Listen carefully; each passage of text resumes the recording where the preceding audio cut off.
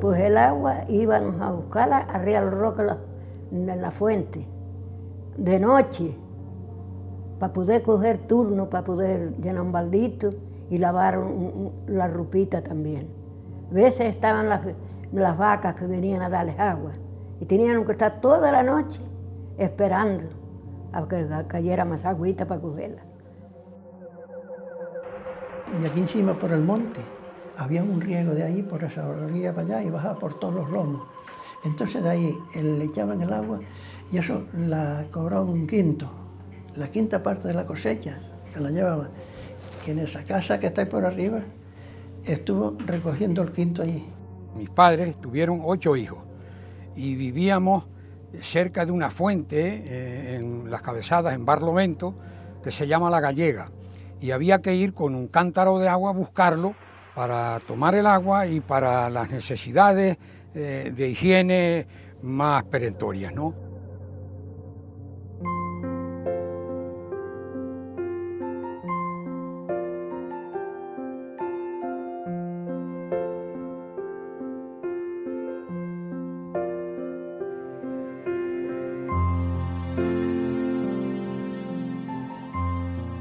Un balde a la cabeza, un balde con agüita lejos, más lejos que aquella montaña.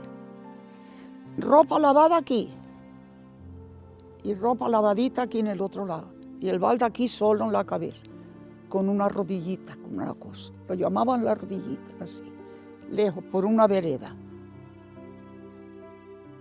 Era un cubo de esos de aluminio, de hierro. Y ahí iban a buscar el agua para todo, para comer, para tomar, para hacer la comida, para todo. Para ducharse. Ducharse no, hace que se duchaba uno un poco. Es el agua que había. Miseria y hambre. Un señor que tenía una tanquecita en la esquina de Los Platos. Ahí tenía saltones que criaba el agua y de ahí traíamos el agua. Si me caía cerquita, me esperaban para ir a buscar el balde o el barrilito que se traía, un barrilito pequeño. Y si no, vacía para casa.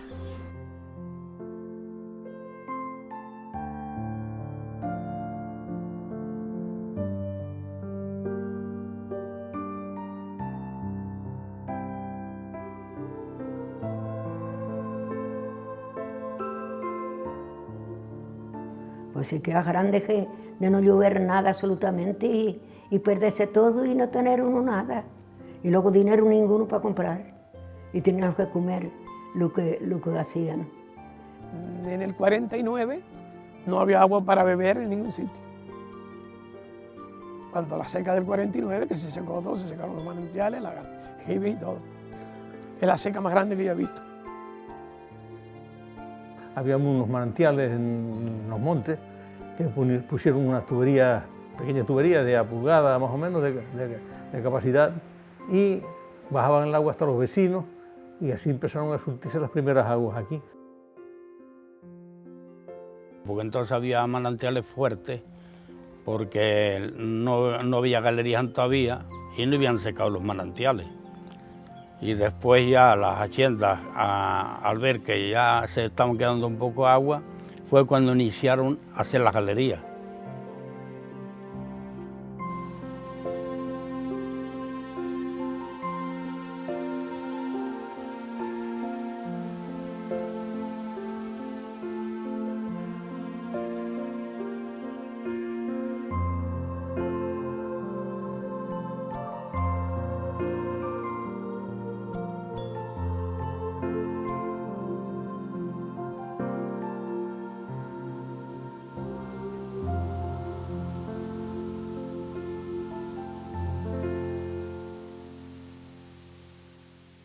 Las galerías aquí se hicieron como minas, con arreglo a la ley de aguas, creo, de 1895. Y creo recordar que el agua que se encontrara en minas, eran minas que se pedían para Piedra Pómez. Empezaban haciendo reuniones en los vecinos con el fin, ya esta idea la traían de Tenerife, hay que decirlo. Ya en Tenerife había alguna galería y canales y demás, que aquí nada de eso se conocía. Las galerías jugaron un papel importante y de hecho prácticamente están dedicadas al consumo, ¿no? Al consumo, porque los pozos mayormente suministran, los pozos y los heredamientos de las haciendas suministran a la agricultura. Pero se hicieron en aquella época muchos pozos, el pozo de San Antonio, el pozo de San Isidro, el pozo del Remolino. Aquí en el valle fue una atacada tremenda y yo creo que dentro de lo que se podía hacer se hizo muchísimo. Yo creo que prácticamente en todas las casas agrícolas de la isla se buscaba el agua dentro de la tierra, había que buscar el agua en pozos o en galerías o en lo que quiera que fuese, todos vivimos vinculados, en contacto con el agua, con el mundo del agua. Estas galerías de minas estaban hechas con unas direcciones, con un norte verdadero, pero llegaban los contratistas de aquella época y no seguían la verdadera dirección. La intención en aquellas épocas era llegar a conseguir el agua. Y cuanto más estrecha, cuanto más caminábamos mejor, se da cuenta. Pero teníamos cuando más 3 vagones, si acaso. Cuando primero peguemos en una que tenemos aquí que le decían Caprillo, esa, mire los poderes que había, que los raíles que había eran de madera. De tiras de tea, que todavía por aquel barranco debe haber algún trozo. Que eso, y dentro, como los trabajadores en eso de tea eran más los popujol, en vez de ir las llanas, la fueron subiendo. Los vagones había que sacarlos a mano. Y ya hoy es fácil todo, porque hay una locomotora, se saca el escombro de una vez sola, los martillos para perforar es de compresión de aire. Eso fue más tarde, pero en el 56 se abría a mano, con una masa y una mucheta, que llamaban. La mucheta tenía solo una boca, como ahora, pero en vez de diamante se amolaba. Sí, eso sí era duro, los pobres. ¿Tú sabes lo que es? Estar ahí, bajo de chorros de agua. Esa agua cayéndose, chorros de agua. Era duro y bonito. A muchos grados, unas frías, otras calientes.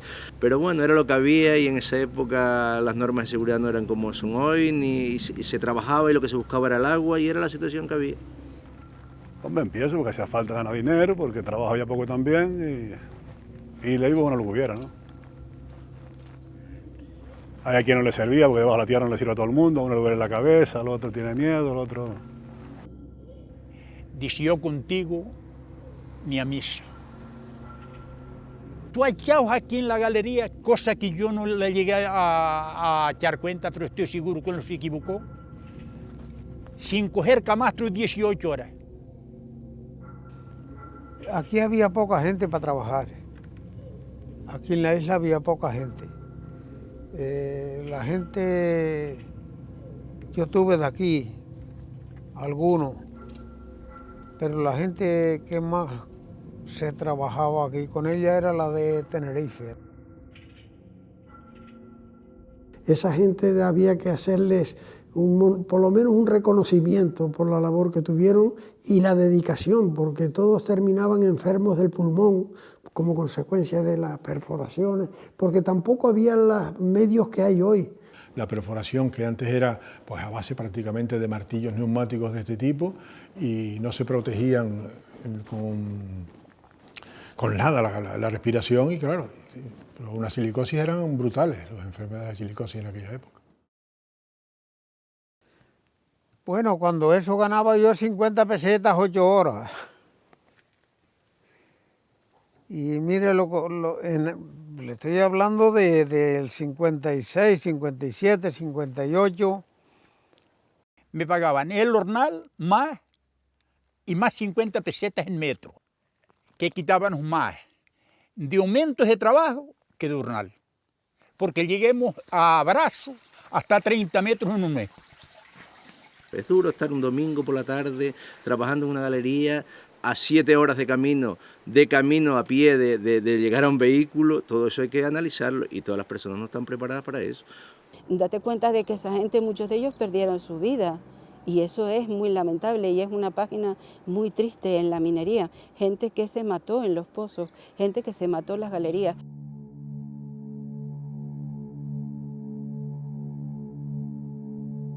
El caboquero es el responsable de los explosivos dentro de la galería.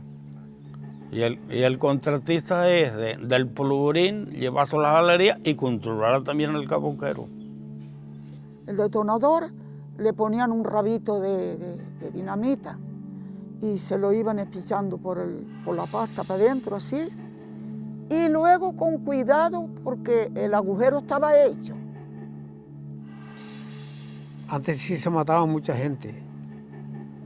Le explico, porque los barrenos eran de mecha. Se cortaba la mecha, se le abría un fiquito y la dinamita le daban un fuego, le iban dando fuego a los barrenos.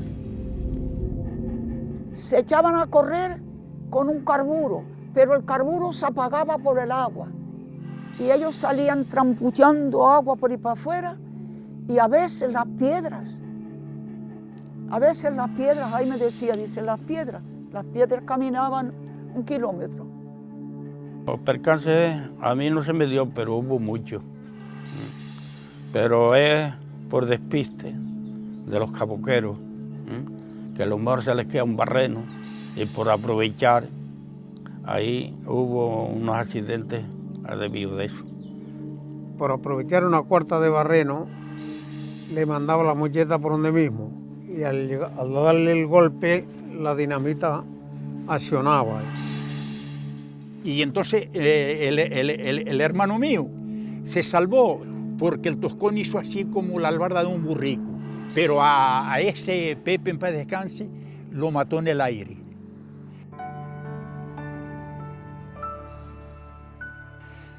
Me da... Después no mueve. Me dice, no estáis pegando. Y entonces... llegar y vi que no podían. Salimos para la puerta en busca de gente. Y cuando llegamos gente, decía al médico, tiene un trapo adentro. Y le dije, vamos, yo me parecía que estaba vivo. Y entremos para adentro. Y claro, estaba muerto. A mí me daba lo mismo que me llevaran para la cárcel que me llevaran para de fuera. Porque es que, oiga, vieron un compañero de uno, comían juntitos del mismo caldero, hermanos.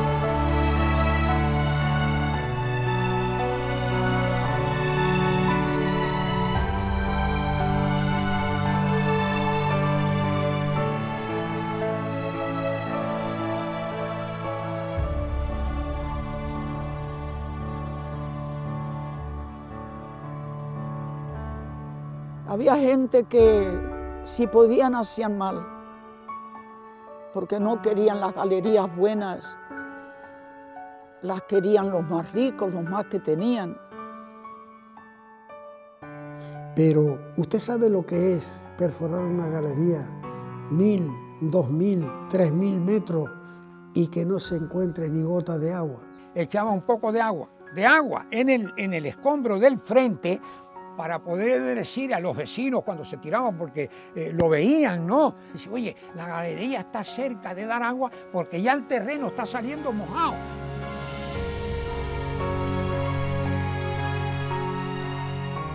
Cuando llega uno enfrente y ve esos chorros de agua por todos los sitios, eso da alegría. Y alegría para el que está pagando, que está soñando toda la noche a ver cuándo va un pico de agua. Las que yo he trabajado todas han tenido agua, todas han dado agua, todas. He estado en casi todas, por lo menos en la parte norte, en casi todas.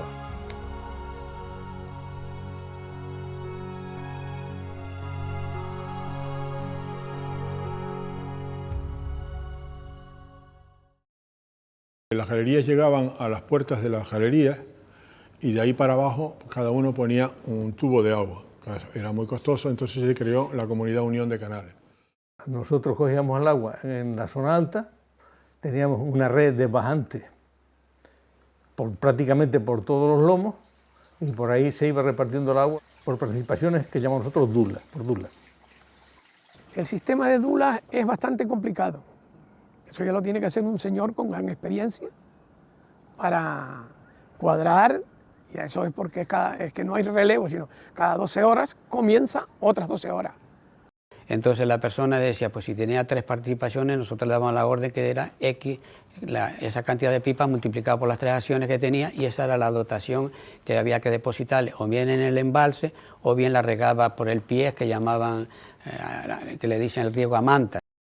Usted por 4 o 5 pesetas, usted se levanta de su casa a las 2 de la mañana para venir a regar aquí 100 metros de papa o de boniato, o lo que quiera que sea. Y con eso así fuimos entusiasmando y hablando con los agricultores y compremos y paguemos el estanque.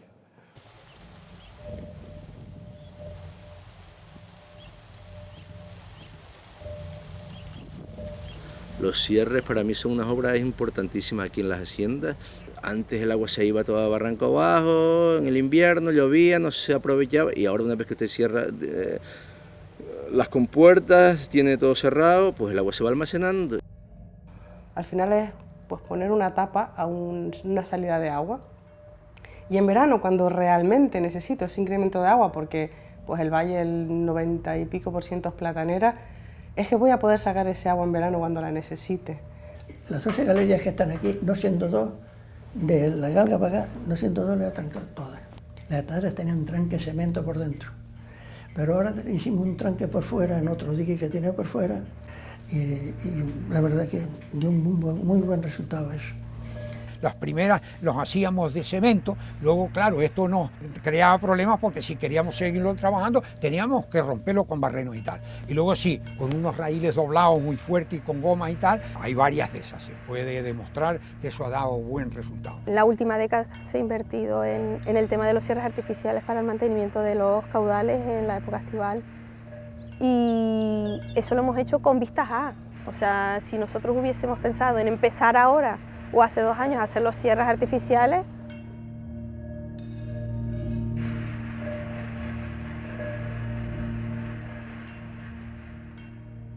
El sur se está el agua tirada porque en agua que le la da la providencia, que no la trabajó nadie, sino la dio la providencia, ya está barranco abajo, y que no se quite el barranco, sino se deje por el barranco para que la mitad se consuma. Y a mí me parece que eso ni la hacienda ni nadie, pues eso no debe de permitir eso. Esa es una. Después tenemos de un 20 a un 25%, vamos a poner un 20% de merma. Un canal que pasa 3.000 pipas de agua por hora. Si le ponemos un 20%, un 10% de merma, son 300 pipas de agua por hora. Es una pena porque algunas de las aguas que hoy se ven perder en la isla de La Palma no se perderían. Y es simplemente poniendo de acuerdo a la iniciativa pública y la iniciativa privada, sumando y no restando. Antes complementaban el riego, el agua que tenían los embalses con lo que le iban dando los pozos, ¿no? Ahora los pozos han tenido que estar elevando porque esos embalses no están en situación de poderlos utilizar porque están abandonados y demás. En la zona del este, casi todas las aguas son privadas, es decir, son comunidades privadas. En la zona del valle, que también son privadas, pero son manantiales nacidos en la caldera de los heredamientos de Arguar y Tazacorte. Y lo que en su momento se planteaba como una obra de canalizar agua de las zonas excedentarias de la isla, que es la vertiente este, a la vertiente oeste, que ahora mismo están aportando unos caudales importantísimos y que ha hecho que la situación hídrica de la isla, después del túnel Tres Bases, haya cambiado radicalmente, haya mejorado muchísimo. Yo recuerdo un pozo, que no voy a decir el nombre, pero que está dentro de la caldera de Taburiente, en las partes bajas, que se perforó, y en aquel momento, simplemente con los papeles y la autorización, se vendían las participaciones en aquella época a 70.000 pesetas la participación. A los 14 años fue tanto, ya estaba metido en ese mundo, me ha gustado tanto que ya compré 2 acciones de galería y las pagué porque mis padres no querían, trabajando, llenando estiércol, y con eso las pagaba y picando plátano. Había gente que para poder pagar la cuota de las galerías, eso vendiendo los huevos a las gallinas y agarrándoselo de comer, a ver si juntaba las 2 perritas para pagar las cuotas. Las Haciendas yo creo que es una empresa muy antigua, tiene una historia que se la conoce muy bonita, es una empresa muy fraccionada. Estamos hablando de casi 2.000 socios, se riegan 3.000 parcelas semanales. Eso era un esfuerzo que se hizo en una época que no había dinero. Yo recuerdo que la gente incluso estaba pendiente cuando se vendían los cabritos o se mataba el cochino y tal, para poder abrir esa galería. Cada uno, pues, con lo que podía, tenía una participación, tenía 2. Nosotros estuvimos ahí ¿sabes para qué? Para trabajar, para tener 4, 5, 6, no sé cuántas acciones de agua. Dinero no teníamos, pero acciones de agua sí. Y luego abajo regábamos. Con trabajito compremos nosotros, pues estaba Arsenio trabajando arriba, compremos minadero. Después, ahora con la cosa de uniones y el pozo noroeste, compremos 3 de uno y 3 de otro. Eso se jugó la lotería mucha gente, porque hacían un expediente en alto y no dieron agua y perdieron el dinero. Por no traer a unos geólogos que los había en aquella época y verles dicho dónde tenían que hacer la galería. Y un día almorzamos allá en Biestra y ahí después cuando veníamos por abajo le dije, don José, yo soy un trabajador y yo dependo de esto para comer. Si usted cree que esta galería no da agua, me lo dice para salir de esas acciones. Y yo de eso tengo tan buena experiencia que estando en Venezuela, mi padre con 8 hijos, un hombre del campo, trabajador, me escribió que esto da ganas hasta de llorar, diciendo que las iba a dejar, porque no tenía medios de poderlas pagar y tal.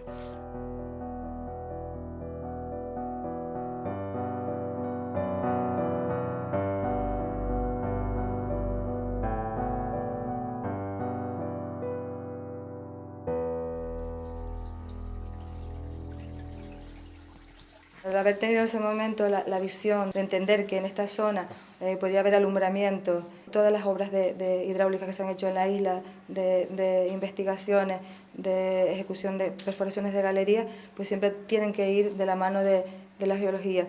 Me gustaría que el patrimonio hidráulico que tiene la isla se conservara, todos los embalses que tanto sacrificio y trabajo costó a muchos emigrantes y a trabajadores de esta isla construir, no se abandonen. Lo interesante es que nos pongamos todos de acuerdo, propietarios, regantes, para obtener un mejor beneficio del agua, un mejor control y un mejor aprovechamiento. Si no conservas el interior de la caldera, tienes problemas para la captación de esas aguas, ¿no? Debido al despoblamiento que hay en algunas zonas de la caldera, la erosión con la lluvia, al final no te viene un agua cristalina, sino que al final recoges unas aguas con muchísimos sedimentos. Y esa es la riqueza que tenemos hoy, que muchos no lo sabemos. La mayoría de los jóvenes del colegio hoy le preguntan dónde viene el agua y no tienen ni idea de dónde viene el agua. Y me parece importante que hicieran excursiones, lo llevaron a la galería. Si habían pasado los trabajos que yo pasé, ¿estás seguro que no dejaban el grifo abierto? No. Pero claro, la gente de hoy día no, con esos trabajos no los conoce. Y ahora veo yo la fajana que se van a bañar, destrancan las llaves que tienen allí y venga agua por el suelo a botar. Digo, esa agua la trabajemos nosotros en la cumbre y no se bota. La mayoría abre el grifo y sale el agua, cierra el grifo y se cerró el agua. Los que sabemos cómo viene el agua, de dónde viene todo el sistema, todo lo que cuesta, pues le damos otro valor, la vivimos de otra manera, vivimos la lluvia, vivimos esto, lo vivimos de otra manera. La vida, el agua es la vida.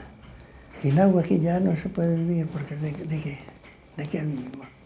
El agua para los plátanos, para las papas, para todo, para todo. El agua ahora mismo yo creo que entiendo que es el motor de vida de los agricultores, porque sin el agua no pueden hacer nada. La agricultura necesita agua. Si perdemos el agua o el agua sube de precio, si nosotros aquí con la economía que tenemos no podríamos pagar el agua que se está pagando en Tenerife ni los precios que se están pagando en Tenerife o Gran Canaria.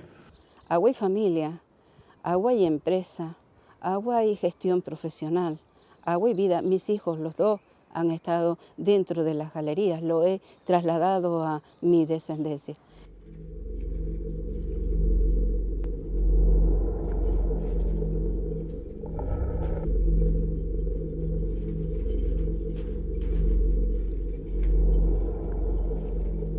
Uno se queda en la caldera, hace vida familiar con los compañeros con los que estamos, 4 o 5, no es lo mismo que estemos en una oficina, trabajamos de 8 a 2, adiós muy buenas, tomamos el café o una cerveza, cada uno por su casa y hasta mañana de 8 a 2, una rutina.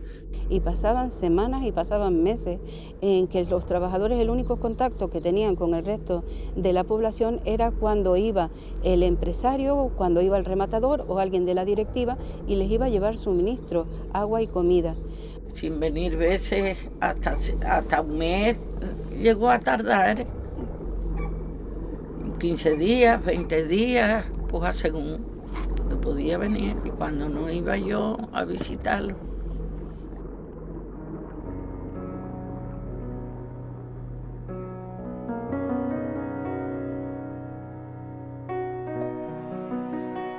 Cuando nosotros, por ejemplo, íbamos a la caldera para poderlo ver los fines de semana, él intentaba pues que esas horas que pasábamos con él fuesen intentarnos dar la máxima atención posible, porque a lo mejor luego de lunes a viernes pues no estaba.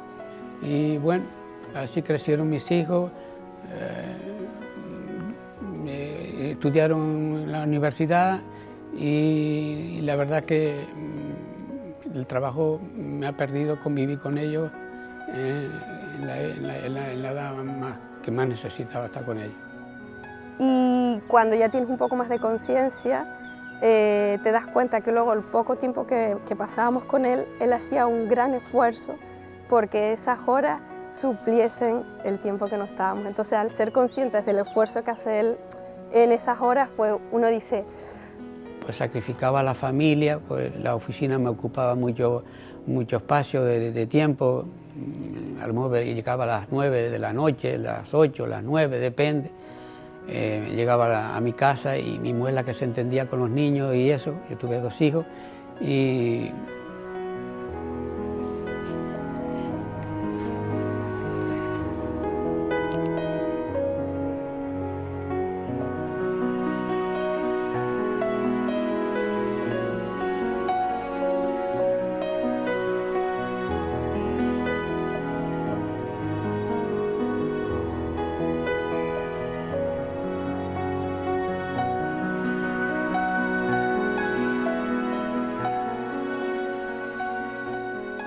Yo me acuerdo de estar en la galería y pasar el dedo, y si uno veía que lo pasaba mojado, le decía a uno, hay esperanza de... El agua es lo más grande del mundo. ¿Por qué hay lo que hay abajo en ese faro de plátano? Porque compraran el agua. A trabajar se ha dicho todo el mundo, hijos y padres, y plátanos. Y hubo aquí unos años muy buenos. Mató el hambre, mató todo, pues hay un baño en la casa con su llave, su cocina, que antes no se conocía eso. Era un cubito de agua que quiero buscar en la fuente. Eso no se lo cree ya a nadie. Cuando me casé no tenía agua en casa ninguna. Arrendé un derecho, compré la tubería fiada, no tenía dinero. Y para mí, le digo, el agua es la vida. Sin agua no se puede hacer nada, no puede sembrar ni una triste flor, una papita, un pimentonero, cositas. Y comer. Se le parecía a uno que no podía ser. Abrir la llave y venir agüita, mi madre. Qué cosa más grande era eso. Sí, bastante. Sí.